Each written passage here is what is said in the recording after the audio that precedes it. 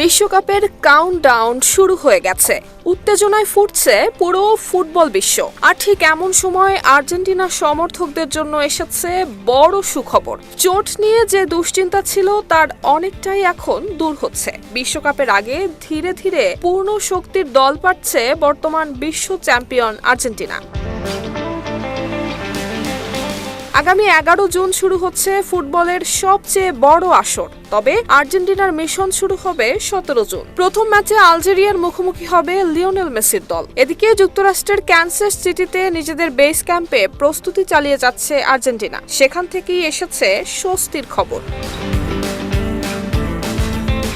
আর্জেন্টিনার নির্ভরযোগ্য সংবাদ মাধ্যম ডিয়ারিও ওলের প্রতিবেদন বলছে, চোটে থাকা বেশিরভাগ ফুটবলারই দ্রুত সুস্থ হয়ে উঠছেন। বিশেষ করে দুই রাইট ব্যাক নাহুয়েল মোলিনা এবং গনসালো মন্টিয়েল রয়েছেন পুনর্বাসনের শেষ পর্যায়ে। সবকিছু পরিকল্পনা অনুযায়ী এগোলে আলজেরিয়ার বিপক্ষেই তাদের শুরুর একাদশে দেখা যেতে পারে।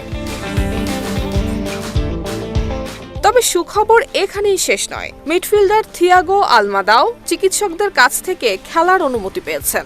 শনিবার হন্ডুরাসের বিপক্ষে প্রীতি ম্যাচে মাঠে নামার সম্ভাবনা রয়েছে তার। দীর্ঘ ক্লাব মৌসুমের কারণে পেশিতে কিছুটা চাপ তৈরি হয়েছিল, তবে এখন অনেকটাই স্বস্তিতে আছেন এই তারকা। অন্যদিকে গোলরক্ষক এমিলিয়ানো মার্টিনেজের আঙুলের চোট নিয়ে কিছুটা উদ্বেগ থাকলেও আর্জেন্টিনা শিবিরের সবচেয়ে বড় আলোচনার নাম লিওনেল মেসি। প্রশ্ন ছিল বিশ্বকাপের আগে কতটা প্রস্তুত থাকবেন অধিনায়ক? সেই প্রশ্নের উত্তরও মিলছে ধীরে ধীরে।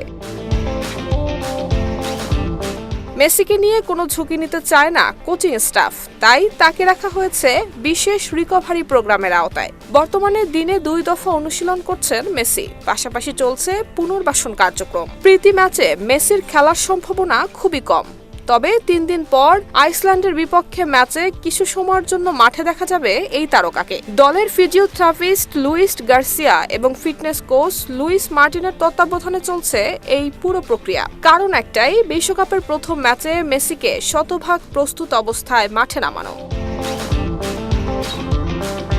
সব মিলিয়ে বিশ্বকাপ শুরুর ঠিক আগে আর্জেন্টিনা শিবিরে এখন স্বস্তির বাতাস।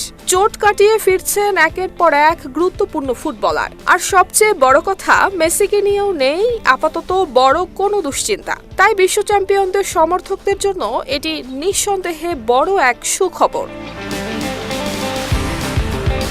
Desk report, Dhaka post.